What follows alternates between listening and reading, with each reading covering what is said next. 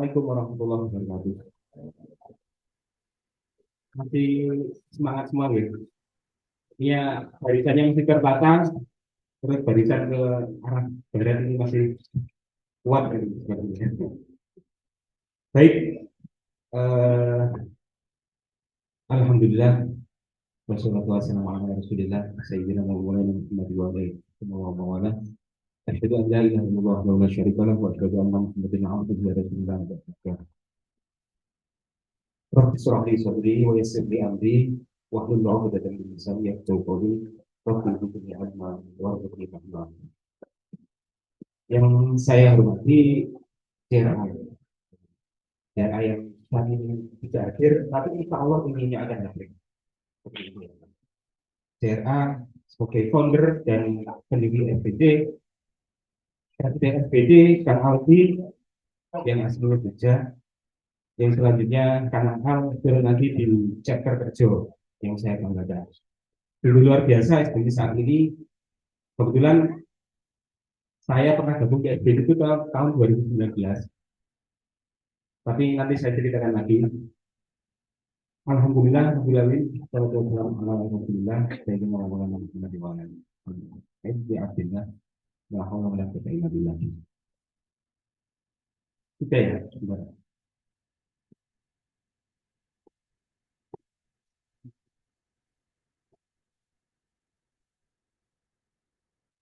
Sepertinya kita perkenalan dulu, meskipun beberapa insya Allah sudah ada yang saya kenal seperti Mbak Tiko, Pak Hasan, Pak Husen.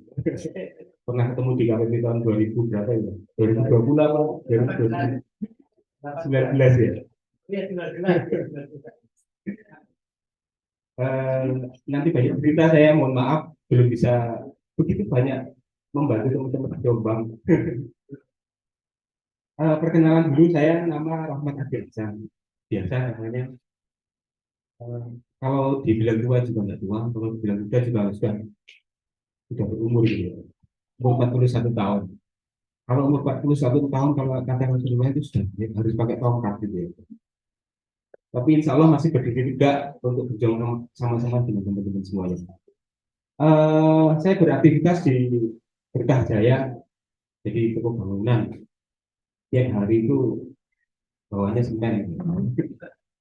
Jadi Berkah Jaya bangunan, ya insya Allah dari tahun 2019 itu saya berproses. Karena proses itu dengan toko bangunan ini, saya kena petik beliau dari katanya FBJ itu. Kenapa kok nggak aktif? Nah, Viko sudah berapa kali WA saya. Karena saya nggak kena petik beliau di usaha itu, kayaknya rasanya pusing sendiri. Seperti yang tadi sudah disampaikan oleh Kang Anang. Seperti apa sih usaha itu kalau sudah berjalan, dan jalannya itu kita sendiri. Itu sangat sangat apa, membutuhkan energi, pikiran, terus ya semuanya lah. Alhamdulillah berkat saya saat ini sudah ada beberapa teman-teman yang bantu. Jadinya saya berhasil di sini membersami teman-teman yang sungguh luar biasa. Artinya saya ikut semangat juga ikut hadir di sini. Jadi saya mengembangkan toko bangunan ini karena beberapa ilmunya dari SBT. Yang sangat saya beberapa kali ikut seminar. Kalau dulu sepertinya saya sering ambil workshop gitu ya. Karena ikut, masa kan nggak ada kerjaan. Tapi begitu ada kerjaan, maksudnya cuma SBT aja. Sebenarnya seperti itu. Berkah saya bangunan ada di daerah. Kalau monggo silahkan mampir kalau di sana lewat lewat lewat jalan Kulon Jogoroto dan di keras kedua insya Allah programnya. Terus ini sebenarnya bisnis yang agak terpaksa sedikit, ada sumber berkah snack. Kok nyelimpang gitu ya. Jadi ide saya tapi jalan oleh istri saya seperti itu.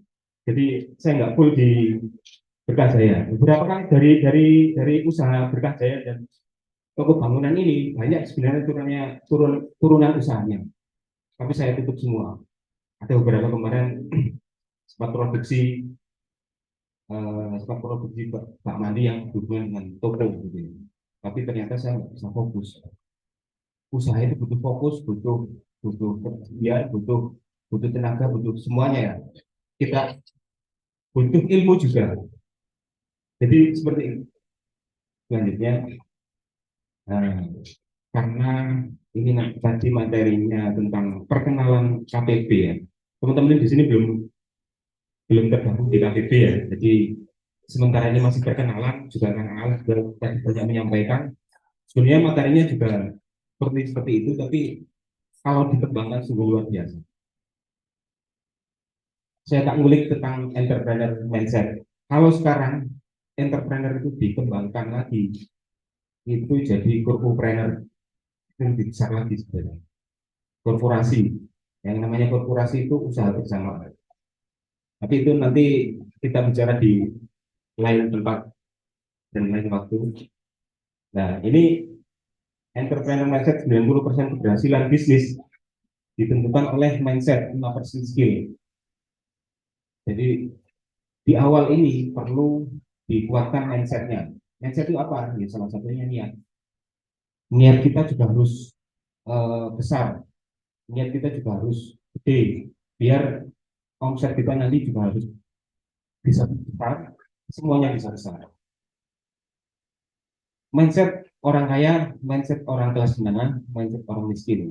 Beberapa kali Bapak Ibu pernah pernah pernah dapat materi ini, insya Allah kita update lagi sekarang. Apa yang harus kita lakukan?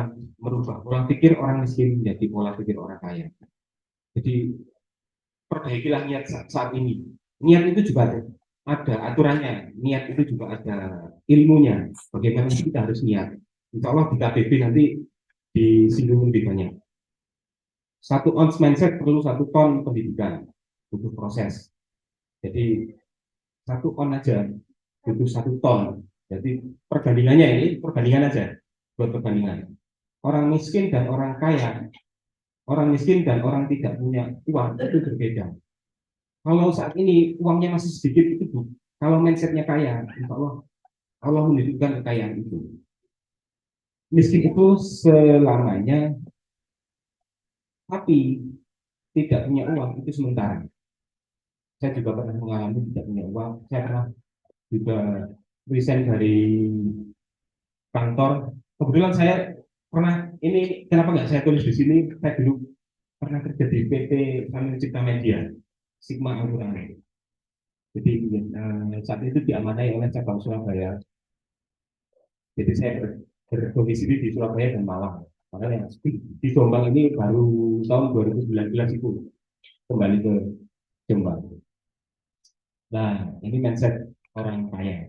Ini secret rahasia membangun kekayaan. Kalau tadi sudah banyak disinggung oleh Kang Aal tentang bagaimana sih eh, tes berkah itu kita dorong dengan nanti materi tentang kaya. Kalau kebanyakan kaya di dunia itu eh, istilahnya perjalanan kita untuk menuju ke akhirat. Nah, tapi kalau kita menuju ke akhirat itu juga harus lewat dunia dulu. Makanya kita harus kaya di dunia. Seperti itu. Zuhudnya orang dunia itu ya kaya. Jadi zuhudnya orang di dunia itu ya harus kaya. Bagaimana kita harus kaya? Ini rahasia. 3 hal yang harus dikuasai. Jadi apa yang sedang Anda bangun. Jadi saat ini kita membangun apa sih gitu? Membangun kerajaan atau membangun bisnis atau membangun kehidupan. Terus yang kedua, bagaimana perilaku keseharian kita. Jadi bagaimana perilaku keseharian kita harus kita ukur dengan sedemikian rupa. Terus yang ketiga, bagaimana cara Anda mengatur uang. Ya, ini saya mengutip dari uh, apa yang disampaikan Pak Hedi Trenggole ya. Apa yang harus Anda bangun? Barang siapa tidak dengan sengaja membangun kekayaan, kemungkinan besarnya secara tidak sadar sedang membangun kemiskinan. Masuk akal ya? Jadi eh, harus di di mindset ini ya harus kita tanamkan di benak kita, harus kita tanamkan di pikiran kita, hati kita perjuangkan. Nah, bridge formulanya adalah tingkatkan income, tingkatkan tabungan, tingkatkan investment, tingkatkan simplicity. Simplicity itu kesederhanaan. Jadi income, saya insya Allah sudah menjalankan ini waktu saat saya bekerja di suatu perusahaan, ya Sigma itu, saya terapkan ini dan income saya tambahkan, savingnya juga harus ditambahkan, investmentnya juga harus ditambahkan, kesederhanaan. Kalau nggak butuh kehidupan itu kan eh, kita kebutuhan atau keinginan. Jadi kita harus memilah dan memilih apa yang mau kita akan perbuat. Jadi semua mau beli sepeda motor, kan? Ini kebutuhan saya atau keinginan saya. Kalau keinginan beli NMAX, tapi kalau cuma kita harus sesuai dengan kebutuhan kita, cuma bisa Supra 125 atau apa Supra yang lama-lama itu yang harganya bawah 5. Jadi sangat simpel kehidupan kita, tapi tabungan kita yang kita tingkatkan. Karena waktunya singkat ya, agak cepat sedikit ya, ya biar lengkap. Tapi nanti kita sharing di KPB itu lebih banyak. Bagaimana perilaku keseharian Anda? Makanan berlemak tidak akan membuat Anda terserang stroke kecuali Anda akan makan siang hari. Nah ini perilaku orang miskin. Perilaku orang miskin dulu dapat uang, dapat income, dapat rezeki, bukan rezeki, dapat uang bahasanya. Harus fokus utamanya adalah spending. Bahasanya orang miskin itu bukan dulu kehidupannya, kita belum tentu tahu kehidupan kita besok, bulan depan, tapi cicilannya sudah sampai 3 tahun. Jadi itu yang harus kita siapkan. Makanya kalau nggak perlu banget hutang itu boleh bisa ya. Tapi kalau nggak terlalu penting, saya kira untuk zaman saat ini hutang itu sebenarnya eh, tidak dibutuhkan zaman saat ini. Yang wong wong nanam sayur di belakang rumah bisa makan. Jadi pendapatan dan biaya itu lebih besar biayanya dibanding pendapatannya.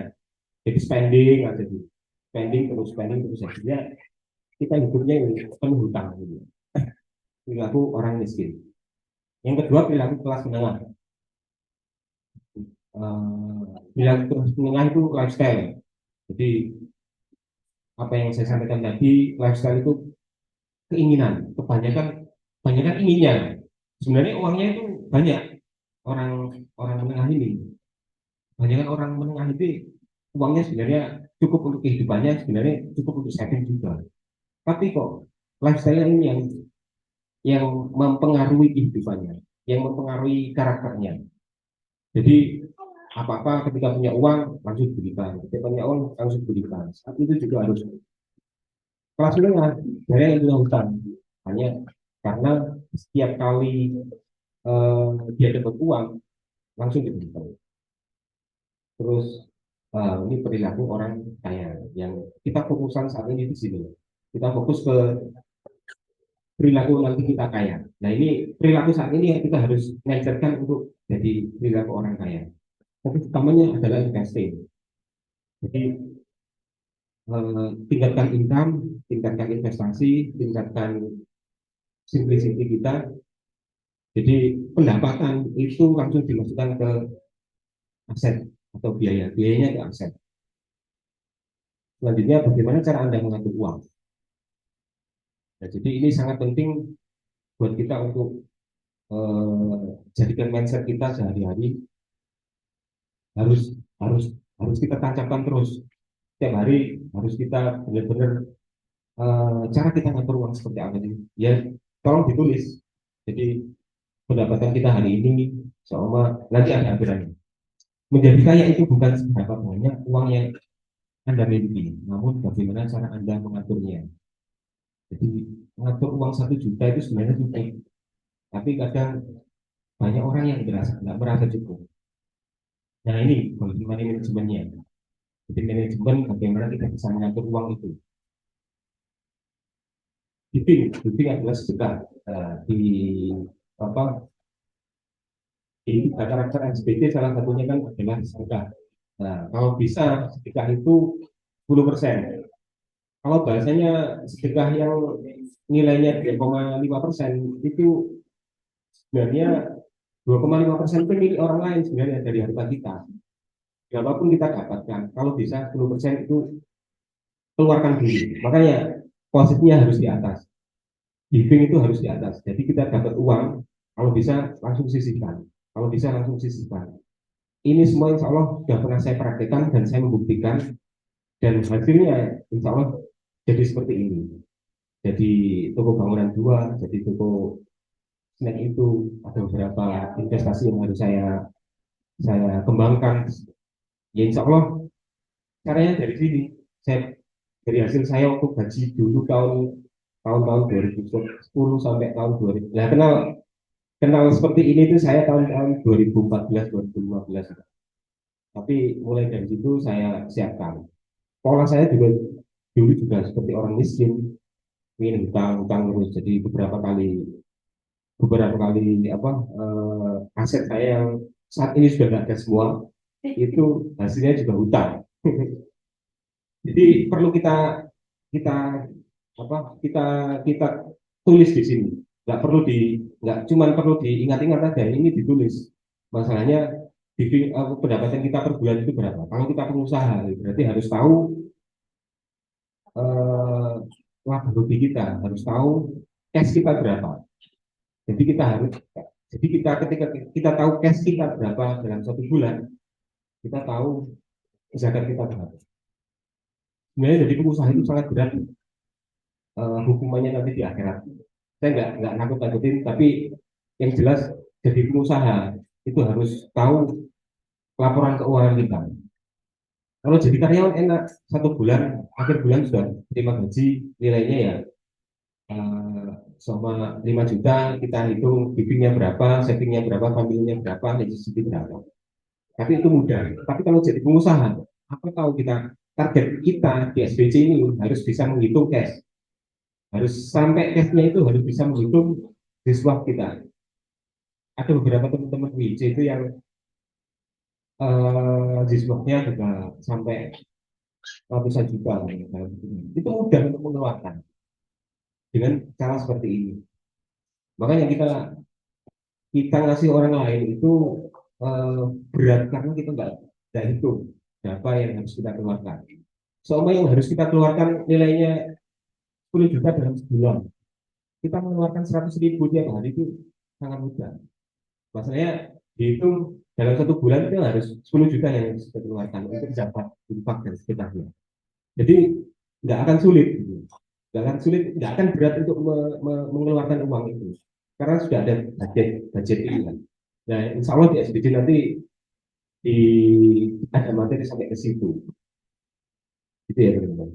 Jadi yang kedua saving minimal 10%. Terus family saving biasanya ya, nabung, gitu. Family secukupnya. Artinya secukupnya itu apa? Family itu salah satunya kan kalau di UIC dulu, oh ya kebetulan saya UIC 3 tahun 2019. Jadi waktu itu eh, awal ada UIC itu UIC 1, 2, 3, berarti tahun ketiga UIC saya ikuti dan saya nggak sampai lulus gitu karena ada kendala waktu terakhir champion camp. Tapi insya Allah ilmu dari UIC itu sudah saya catat semuanya. Artinya saya catat di buku, di otak juga sedikit. Jadi UIC 3 waktu itu rangkuman dari apa? Rangkuman dari giving, saving, family necessity ini formulanya sudah ada semua. Jadi nanti saya harap saya minta tolong teman-teman bisa ikut KPB biar tahu nanti apa materinya terkait terkait meningkatkan sedekah, meningkatkan saving, meningkatkan kedekatan dengan family, meningkatkan memenuhi kebutuhan itu. Jadi kembali lagi ke sini, saving yang harus kita apa luangkan itu harus minimal 10%. Kalau bisa lebih. Nah, family itu biasanya setiap bulan kita harus anggarkan jalan-jalan untuk keluarga kita. Jadi meskipun di alun-alun Jombang, tapi kan butuh biaya juga minimal 2.000 untuk parkir gitu kan. Atau jajannya anak-anak gitu kan. Tapi yang jelas setiap hari kalau setiap bulan kalau kita budgetkan untuk family kita, kedekatan emosional antara keluarga kita, khususnya istri kita dengan anak-anak kita juga akan semakin dekat. Terus yang keempat, necessity. Necessity itu kebutuhan-kebutuhan selain selain di atas itu, seperti apa bayar tagihan listrik, PDAM dan sebagainya itu. Itu sisanya aja. Nah kalau nggak sisa, kalau nyampe family aja sudah nggak cukup, ya berarti harus ditingkatkan income-nya. Bagaimana kita harus tingkatkan income itu biar segera terwujud income yang sesuai dengan apa yang kita punya saat ini. Dari empat empat empat kategori yang ada di sini. Seperti itu. Ini rich secretnya sangat sangat sangat berhubungan antara sikap sikap mental kita jadi orang yang kaya pada investasi, golden money management, cara cara cara menyimpannya, cara cara ngatur keuangannya seperti apa, terus formulanya seperti apa. Jadi harus meningkatkan semua income, saving, family, necessity. Itu harus kita benar-benar pegang semuanya. Jadi rumus ini harus di luar kepala sebenarnya. Seharusnya saya menyampaikan ini juga harus di luar kepala. Tapi kebetulan ada slide-nya yang lebih mudah menyampaikan.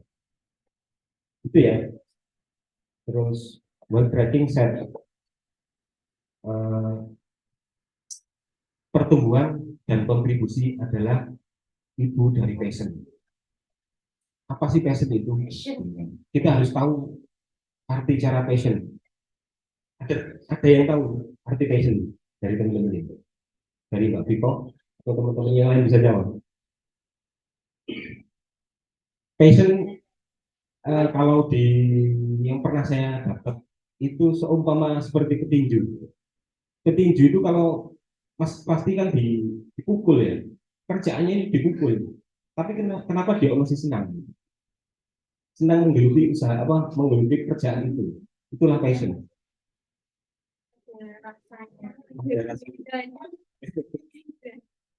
Itu yang pernah saya lihat. Purpose of life itu lebih dari passion itu. Insya Allah nanti dikupas dari teman-teman apa teman-teman KPB.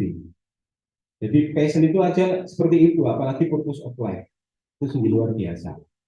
Passion bisa dimiliki oleh umat selain non Muslim, tapi purpose of life, insya Allah ya kita yang bisa merasakan lebih tinggi lagi. Jadi passion itu gambarannya kalau teman-teman bisa bisa mengartikan yaitu seumpama sampai pun usaha kita itu enggak digaji, usaha kita itu bangkrut, usaha kita itu enggak ada untungnya karena kesalahan kita ya, kesalahan-kesalahan kita itu masih senang, itu masih kita senang pekerjaan itu. Jadi itulah namanya passion. Ada tingkatannya sebenarnya untuk masalah masalah di bawah passion itu. Tapi yang jelas nanti bisa diseringkan di waktu yang lain. Terus apa yang dapat Anda ukur? Anda dapat mengaturnya. Jadi semua aktivitas kita harus terukur. Ibadah kita juga harus terukur, kerjaan kita juga harus terukur, keilmuan kita juga harus terukur. Sebenarnya saat ini saya harus ilmu untuk saat ini karena usaha yang saya jalankan ini kok gini-gini terus ya. Maksudnya berkembangnya itu wah kurang kurang wah gitu. Padahal kata orang sudah banyak mas tubuhnya gitu. Tapi saya rasa kebermanfaatan itu enggak lintas negara. Ingin saya itu kebermanfaatannya itu di luar Jombang, di luar Jawa Timur, di luar negeri gitu. kebermanfaatan yang teman-teman teman-teman saya perjuangkan. Tapi yang jelas ini cita-cita kita, cita-cita saya untuk memperjuangkan itu. Makanya namanya seperti yang Mas Kang tadi sampaikan, kalau kita di zona nyaman itu kita cukup hanya di sini. Tapi kalau kita nggak puas dengan kondisi saat ini, insya Allah kita akan berkembang lebih besar. Selanjutnya bisnis bukan dipelajari tapi dijalankan. Masih ada waktunya, Mas? Masih ada ya? Masih ya? Border masih banyak. Bisnis bukan dipelajari tapi dijalankan. Jadi ini agak menyindir teman-teman yang ahli workshop ya. Bisnis bukan dipelajari. Oh, kesana kemari ya karena kerjaannya workshop gitu kan. Enggak apa-apa. Kerjaannya workshop masih bisa seperti itu. Karena seperti saya dulu. Saya resign dari perusahaan Sigma itu di puncak karir. Saat itu waktu itu di puncak karir ya.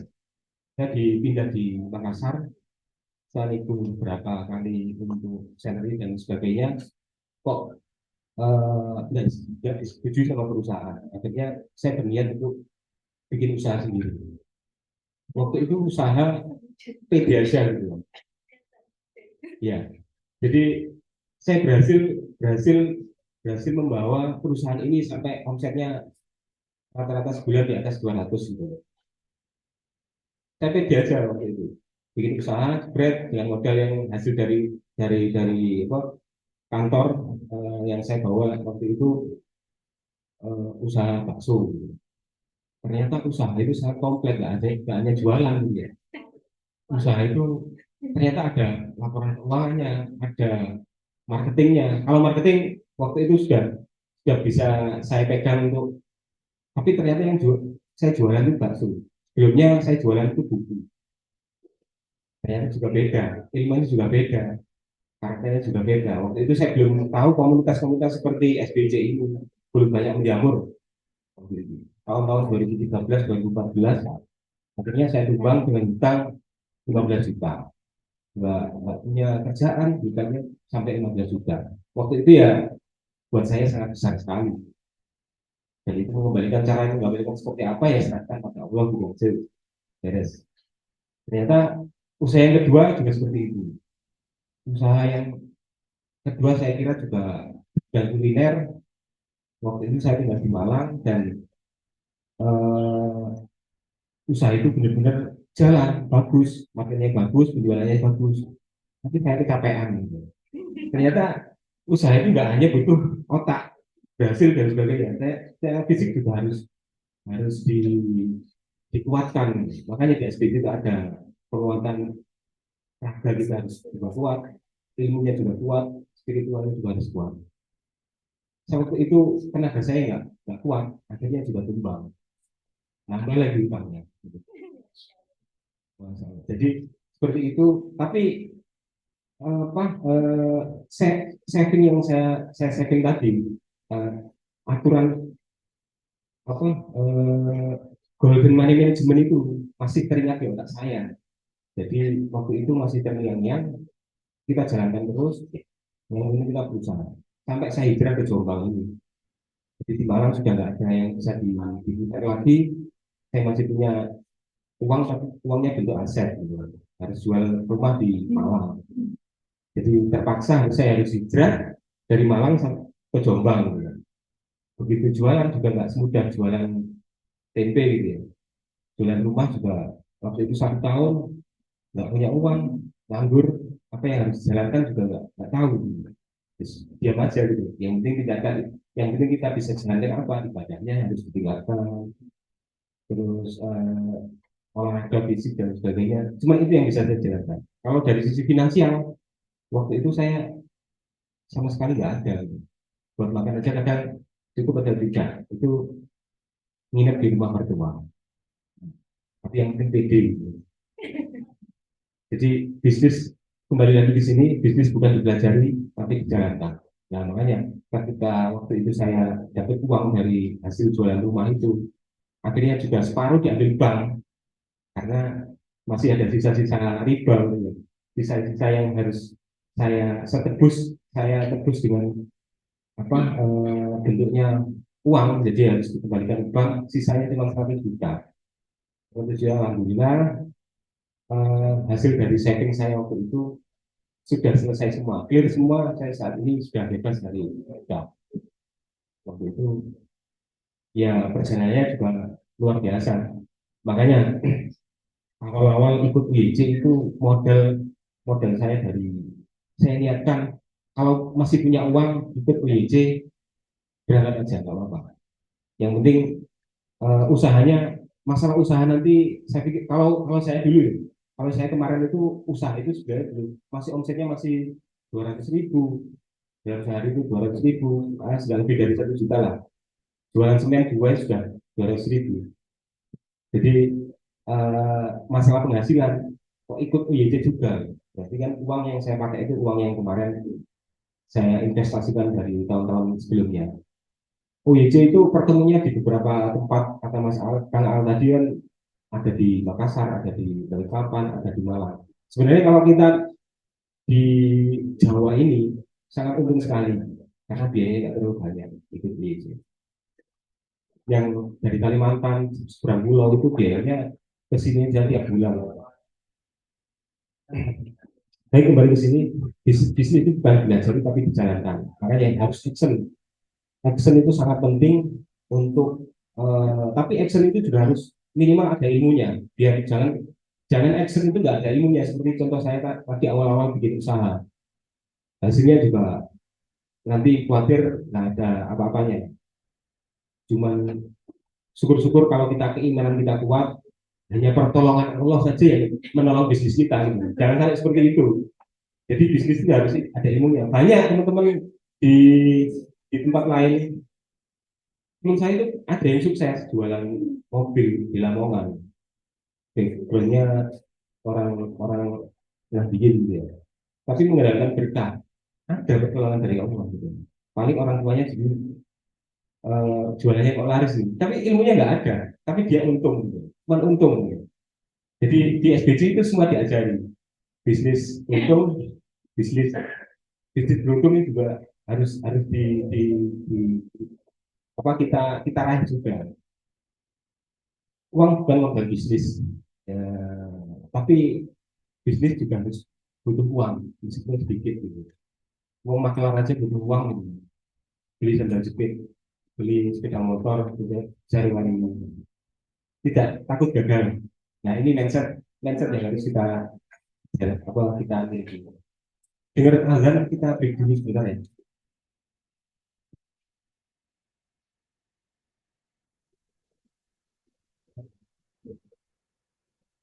Kita juga sebentar ya biar sampai selesai nanti kita sama bareng-bareng gitu ya.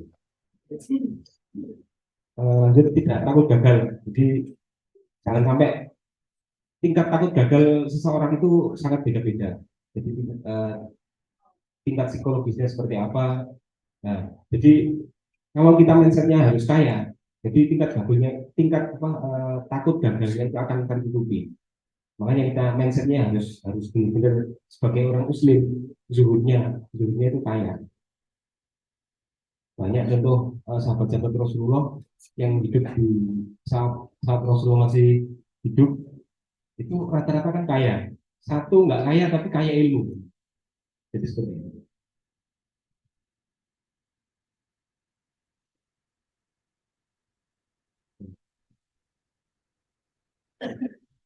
Memiliki visi dan misi yang jelas.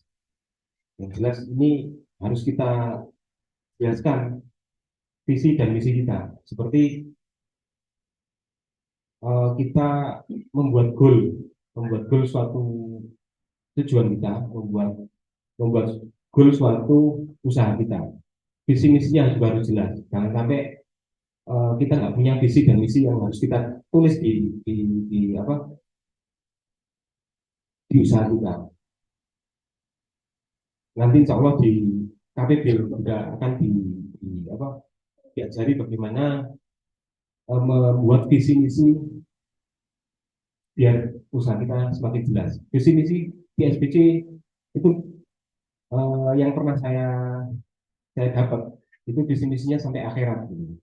Jadi nggak cuma di dunia visi misinya, dibawa sampai ke akhirat gitu.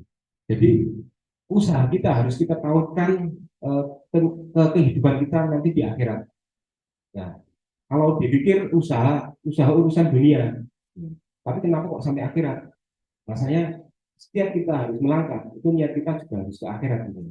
Jadi niat kita beramal, niat kita bermuamalah itu setiap hari harus ditautkan. Dan tapi visi misi kita nggak, kalau nggak kita tautkan ke akhirat juga sama sekali niat kita juga akan hambar. Gitu. Ketika visi misi kita harus kita tautkan ke akhirat, insya Allah niat kita juga akan bersambung ke akhirat kita. Seperti itu ya, profesional. Jadi sebagai pengusaha muslim itu juga harus profesional dalam bidangnya masing-masing. Profesional artinya apa? Kalau sebenarnya profesional itu fokus. Beberapa kali saya alami terkait tentang usaha. Contoh tadi saya usaha di bidang bangunan toko gitu. Toko ini jenisnya usaha, toko retail. Jadi nanti ada materinya tentang itu.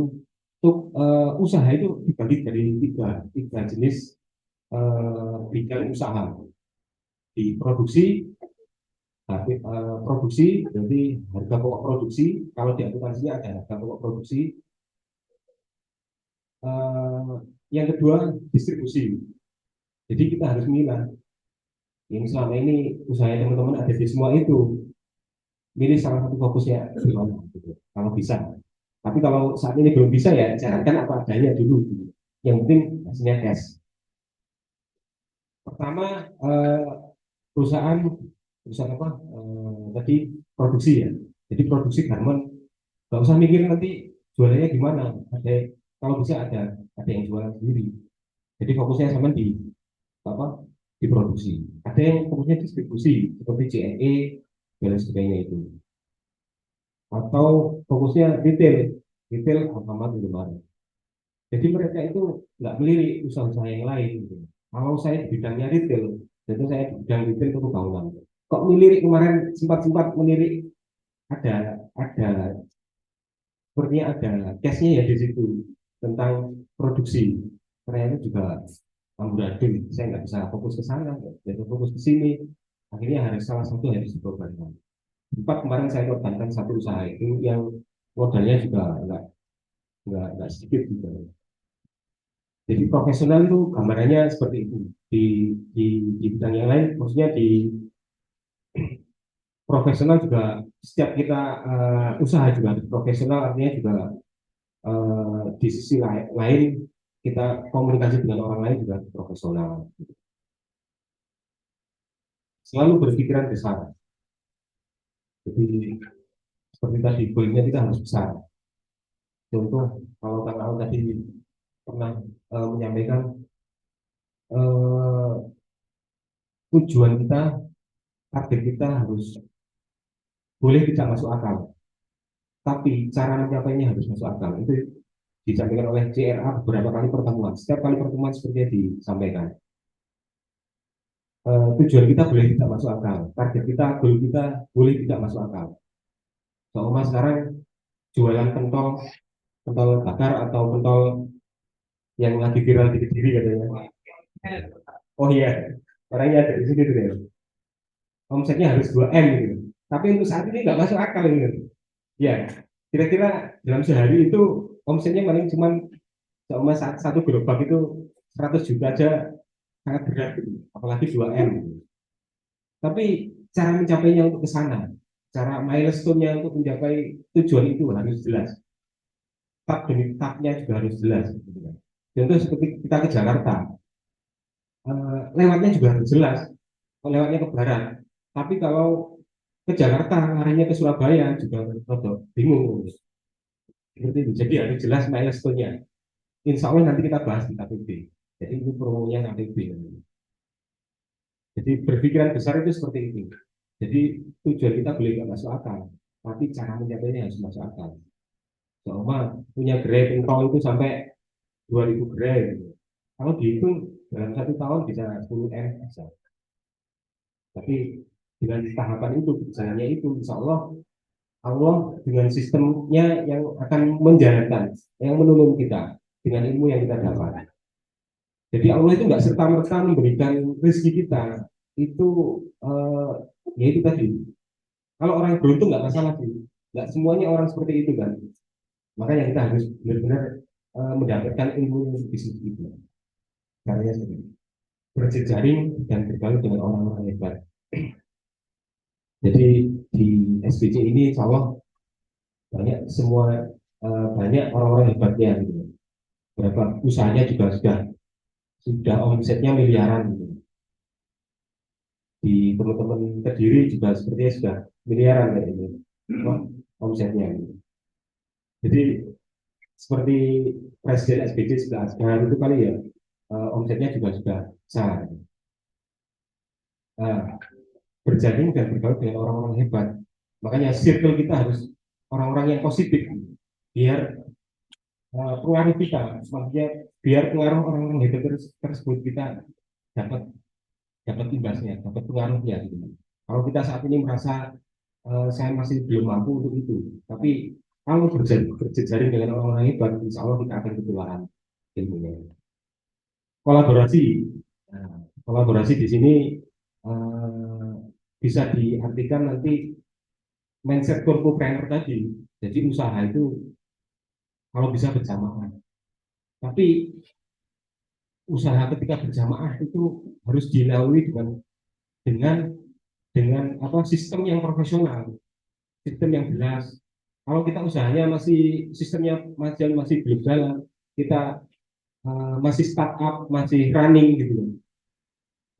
Saya kira masih belum bisa dikolaborasikan.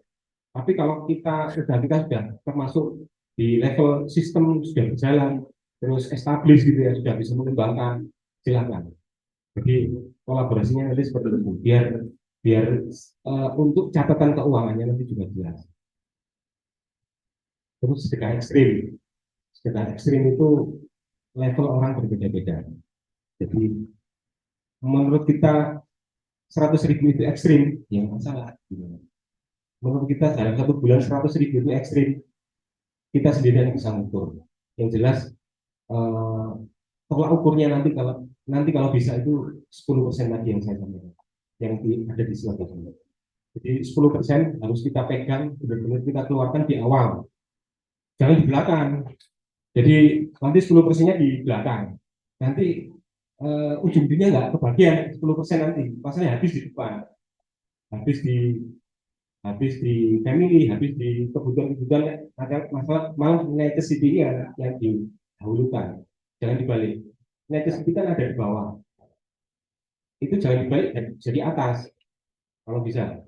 Ya diusahakan bisa, wajib gitu. Kalau mindsetnya orang kaya, wajib mindsetnya harus necessity harus di bawah. Soalnya nggak bisa bayar PLN, masih nego dengan PLN-nya kan bisa. Soalnya nggak bisa bayar PDAM, ngangsu di sini nggak masalah gitu.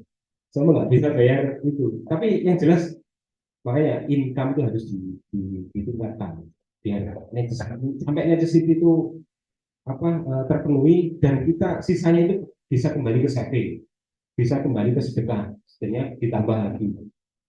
Dan beberapa teman-teman itu sedekahnya sampai 30% dari usahanya. Ya itu levelnya mereka-mereka yang punya passion gitu. Makanya ketika usaha yang sudah besar, banyak orang yang mendirikan yayasan gitu. Banyak orang yang mendirikan apa? Karena berkewajiban untuk ke situ. Biar pajaknya nggak terlalu besar atau gimana. Nah, kembali ke sedekah ekstrim, jadi ekstrim kan sedekah itu. Ya, caranya ekstrim, dilihat orang lain ekstrim, kita sendiri nggak ekstrim ya. Cuma. Nah, ini terakhir, kalau ukur referensi usaha, itu orang usaha itu adalah Abdurrahman bin Auf. Meskipun yang lain-lain sahabat Usman juga orang kaya, tapi banyak mereferensikan yang jelas hadisnya, yang jelas runtutannya itu Abdurrahman bin Auf. Kekayaannya yang baru diketahui, ini baru diketahui 66,4 triliun. Kalau diteruskan beberapa tahun yang lalu ya. Tapi yang kalau nggak diketahui kan banyak. Masalahnya Abdurrahman bin Auf kan sebelum hijrah juga sudah usaha di Mekah. Itu juga berhasil dan omsetnya juga luar biasa. Ditinggalkan. Yang ini yang ketahuan paling yang ada di Madinah. Contoh seperti sumurnya sahabat Utsman aja mengalir sampai sekarang gitu ya. Jadi itu sahabat-sahabat Rasulullah yang harus kita mendapatkan referensinya. Konsep dagang Abdurrahman bin Auf tidak memandang remeh keuntungan. Jadi sebenarnya Cina juga kalau menjalankan itu. Keuntungan berapapun sepeser pun 200 rupiah itu akan disisihkan. Tidak menginginkan keuntungan yang banyak. Nafsu seorang pengusaha, saya sendiri juga pernah nafsu, ini sebenarnya masih bisa dibuat untung lebih dari 30% ini ya. Tapi orang lain nanti seperti apa pertimbangannya gitu. Makanya kita referensikan ke sini aja. Tidak muamalah jual beli dengan barang yang rusak. Jadi, ketika ada barang yang rusak disampaikan, seumpama maklaran barang second atau maklaran sepeda motor gitu kan. Tapi itu disampaikan. Tapi kalau bisa tidak jual beli dengan barang yang rusak. Mengutamakan transaksi cash. Nah ini agak sulit sebagai pengusaha kadang ditemukan dengan orang-orang yang mendadak mendadak wah uang saya kurang ya gitu. Itu yang sangat sulit untuk memutuskan. Tapi usahakan ada alternatif yang mengarah ke bisa cash seperti itu. Jadi kalau ngomong pegang uang cash itu kan sangat, sangat enak ya. Jadi kalau ada pepatah itu cash is queen, profit is apa king atau balik ya. Jadi cash itu sangat harus kita pegang benar-benar dan mudah. Banyak contohnya pengusaha yang profitnya saya melihat sendiri supplier-supplier di bawah pembangunan itu ada yang nggak mau benar-benar kecil uang transfer aja nggak mau apalagi apalagi di hutang gitu nggak cash gitu. Nah, itu transaksinya benar-benar pakai uang yang benar-benar apa bentuknya fisiknya ada sampai seperti itu omsetnya luar biasa miliaran itu supplier besar itu pakai uang cash dan nggak mau transfer ke bank makanya transfer kan ada beberapa yang di di, di dibohongi gitu. Terus membesarkan kemuliaan dan kegiatan jual beli artinya jual beli itu mulia tapi kalau kita ada ilmunya khawatir kita nggak ada ilmunya jual beli itu jadi mandorot jadi urusan kita pada pada hal-hal yang seharusnya nggak kita lakukan nggak diizinkan oleh Allah seperti menyampaikan barang yang kurang baik gitu. Artinya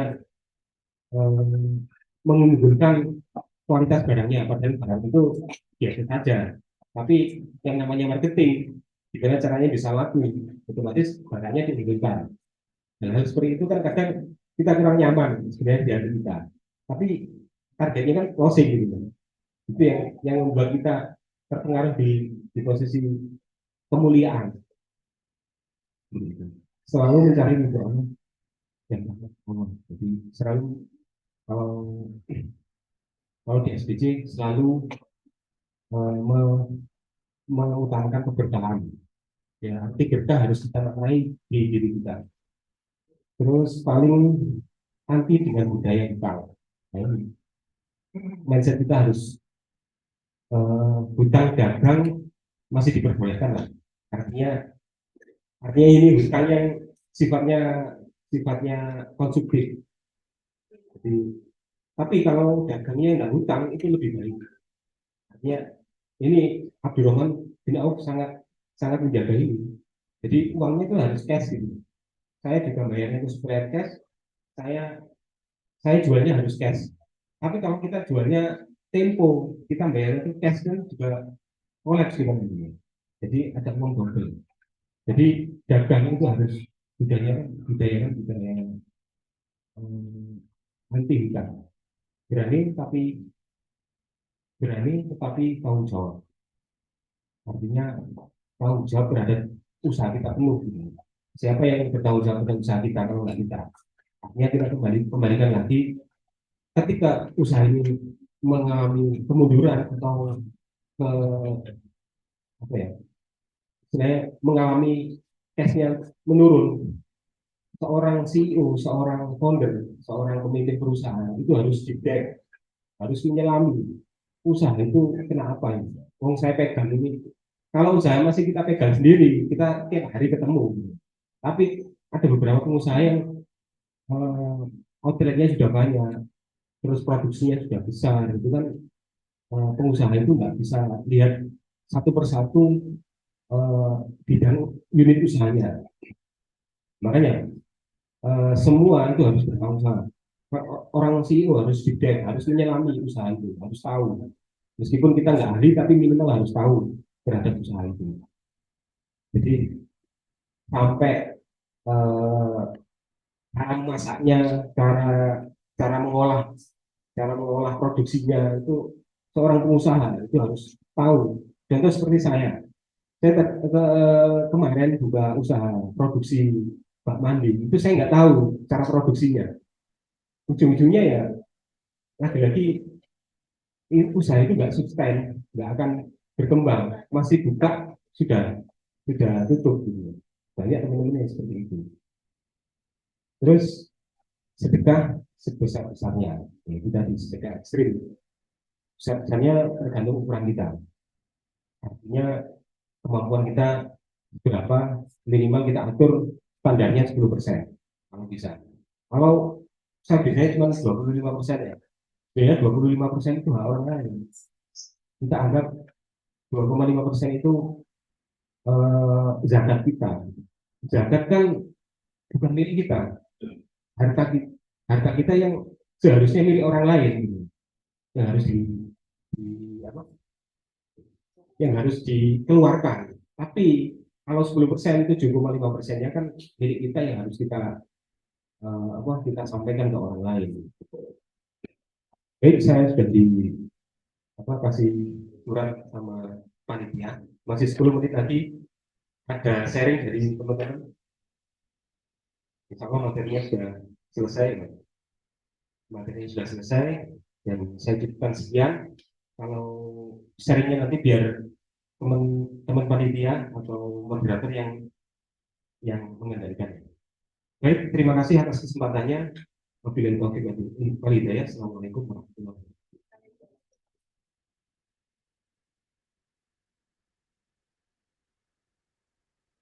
Ya, alhamdulillah luar biasa sekali. Tepuk tangan sekali lagi untuk pemateri juga.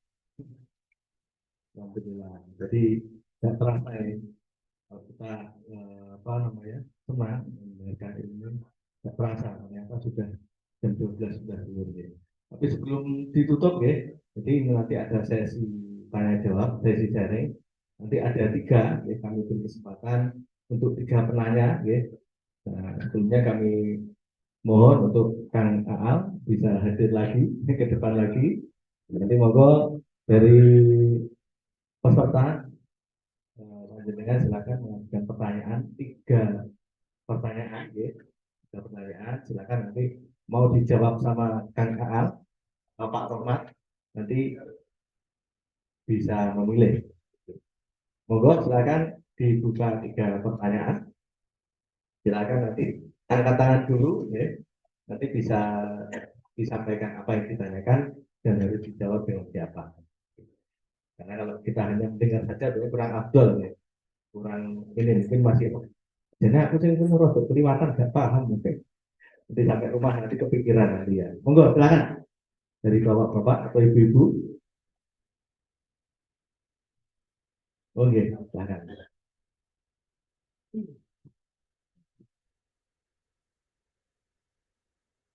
Silakan menyebutkan nama dan asalnya. Assalamualaikum warahmatullahi wabarakatuh. Nama saya Uti Munasafa dari Jombang. Saya ingin menanyakan kepada Kang Rahmat tadi tentang Golden Rules on Money Management di poin pertama yaitu giving. itu minimum 10% dari income. Apakah termasuk juga di 10% income itu 2,5% zakat mal kita? Ya, itu aja yang bisa saya tanyakan tadi. Terima kasih. Assalamualaikum warahmatullahi wabarakatuh.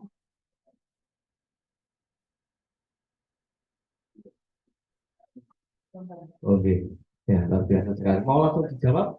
Iya. Jadi pertanyaan sudah jelas ya. Jadi pertanyaan dari Uti, iya, Bu Uti ya. Baik, saya sharingkan tentang golden rule money management ya.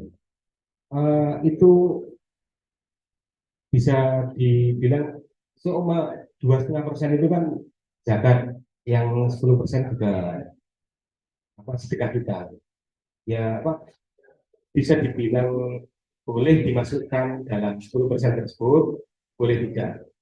Artinya tergantung kita yang manajemen. Minimal minimal itu patokannya 10%.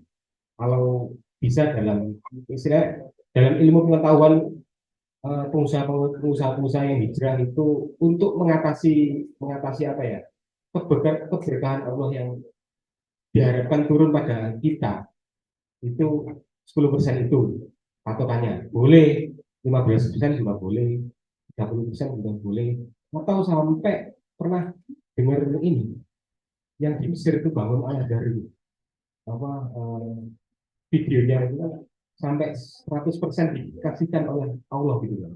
Jadi itu passionnya, purpose of life-nya. Jadi kalau pengusaha sudah, artinya gini, kalau pengusaha sudah miliaran, artinya kita cukup untuk makan sehari 3 kali atau sehari 2 kali cukup, itu sudah cukup sebenarnya. Itu rezeki kita. Yang namanya rezeki itu kan apa yang kita makan, apa yang kita dapat, apa yang kita pakai.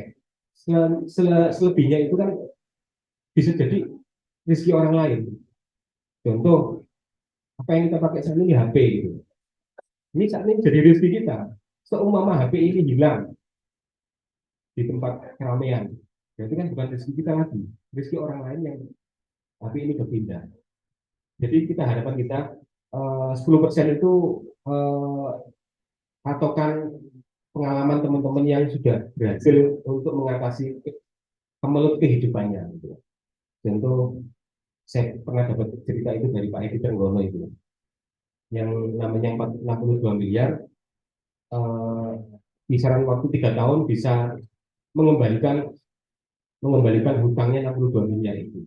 Yang dijalankan apa? 10% itu. Jadi ketika punya dapat waktu itu mengembalikan, contoh 62 miliar itu Pak Edi itu rezekinya masih masih masih punya traktor satu, itu dijual lakunya 1 M. Jadi waktu itu 10% berapa? Berarti kan 100 juta. Tapi Pak Edi nggak mau 100 juta, harus 250 juta.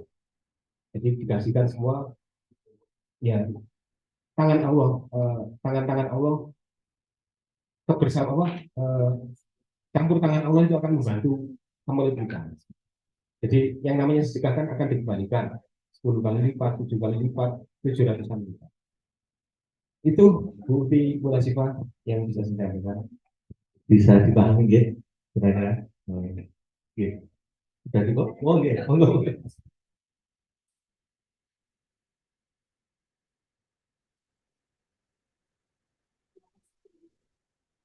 oh, Saving itu kan jaga-jaga ya, buat nanti kalau kita ada kendala dalam kehidupan kita. Contoh, saat kita sakit, kalau kita nggak punya saving, nggak punya uang, apa yang bisa membiayai untuk apa, ya, waktu kita sakit? Contoh kita nggak bisa kerja, contoh kita nggak bisa aktivitas yang minimal, atau biaya rumah sakit sampai seperti itu. Kalau orang sudah nggak percaya apa sekarang, investasi apa, asuransi dan sebagainya itu kan juga harus setting. Jadi itu settingnya. Terus family nggak settingnya dari situ, kalau bisa dibawa sendiri. Makanya kalau kalau seumpama itu nggak cukup sampai bawah, cukupnya sampai family gimana? Saya berarti nggak bisa bayar PDAM dong, nggak bisa bayar cicilan motor. Ya, makanya kalau cicilan motor diusahakan sudah dihilangkan semua kalau sudah niat untuk jadi kaya gitu. Tapi kalau masih punya cicilan motor, berarti posisi saat itu masih miskin. Jadi harus berpindah dulu. Mindsetnya harus kaya. Meskipun masih miskin, tapi kan mindsetnya harus kaya. Kalau masih punya cicilan, berarti ya bisa diartikan seperti itu. Itu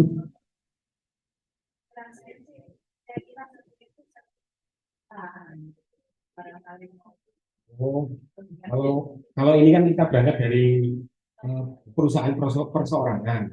Tapi kalau perusahaan perusahaan yang sudah besar yang established, maksudnya sudah bisa dianukan, saving itu bisa dibilang untuk kalau aturan perusahaan itu 30%, 30%, 30%. Jadi 30, jadi itu keuntungan 1 tahun itu bisa dihitung. Dari 100% keuntungan itu bisa 30% untuk kembali ke perusahaan, 30% kembali ke eh, apa ke modal, jadi dividen, bagi dividen, 30%-nya kembali ke investasi kalau bisa. Nah, 10%-nya kembali ya ke siapa? Jadi perusahaan nanti aturannya seperti itu kalau perusahaan. Itu nanti itu tadi yang saya sampaikan di keluarga. Jadi aturan-aturan golden rule manajemennya keluarga. Tapi kalau kita sudah masuk ke perusahaan itu tadi perusahaan itu 30%, 30%, 30%, 10%. Atau 10%-nya harus di awal. Itu Ini teman, ya, terima kasih. Oh iya, oh, langsung saja. Assalamualaikum warahmatullahi wabarakatuh. Saya dengan Aziza dari Jombang mau bertanya kepada Pak Rohmat. Bapak kan usahanya lebih dari satu ya Pak. Mohon tipsnya gimana sih cara mengatur keuangan? Apakah uangnya itu dipisah-pisah per usahanya atau gimana? Karena sampai detik ini saya juga sangat susah untuk mengatur uang saya, bahkan tercampur dan sangat susah untuk disiplin istilahnya seperti itu. Sehingga kayak gimana caranya agar saya greget kok punya tujuan agar bisnisnya lebih berkembang atau gimana gitu Pak yang mohon tipsnya. Terima kasih. Assalamualaikum warahmatullahi wabarakatuh. memang kuncinya seorang pengusaha itu harus gajian.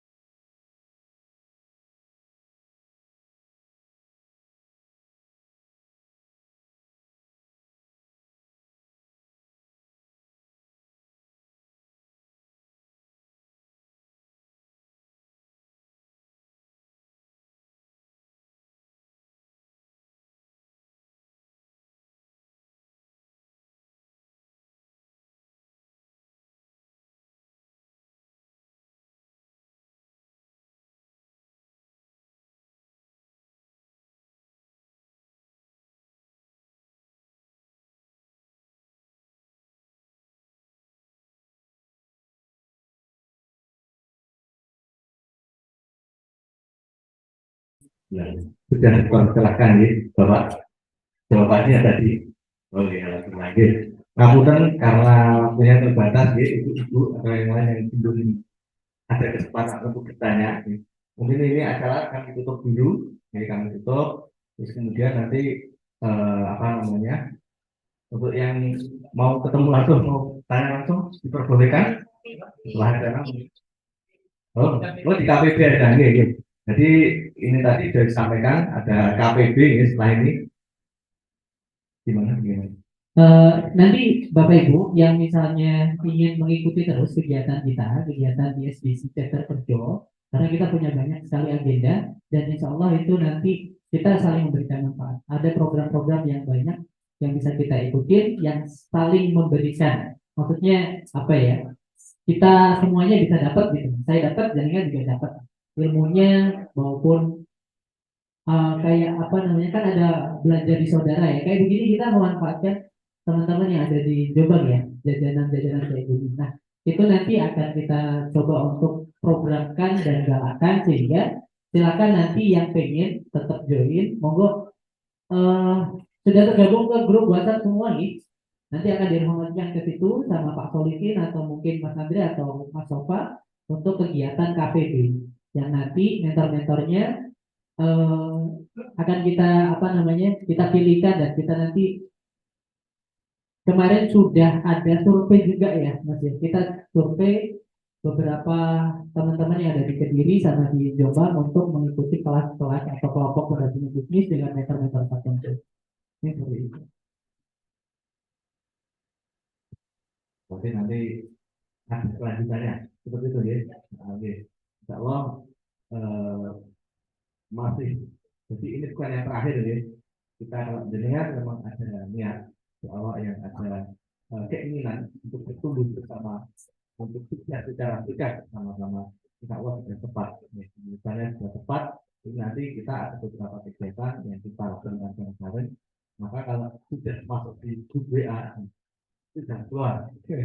Nanti akan ada ilmu, akan ada info-info penting yang kemudian itu menunjukkan bahwasanya bisa dilakukan bersama-sama. Gitu. Kami ucapkan terima kasih untuk Kang Aan sebagai pemateri, Pak Rahmat, sebagai pemateri juga. Insya Allah pertemuan hari ini kami cukupkan sekian. Semoga hari ini awal sampai akhir tadi tercatat sebagai amal yang hasanah. Dan kita semuanya tidak hanya tahu materinya, tidak hanya tahu ilmunya, tapi juga mempraktekkan dan kesikatan sukses bergeraknya dari yang tidak sukses sebelumnya. Marilah kita tutup acara ini yang membaca hamdalah bersama-sama dan doa kafaratul majelis. Alhamdulillahirabbil alamin. Subhanakallahumma wa bihamdika asyhadu an la ilaha illa anta astaghfiruka wa atubu ilaik. Kami ucapkan terima kasih untuk semua peserta yang hadir dari hari ini. Kami cukupkan sekian. Wassalamualaikum warahmatullahi wabarakatuh.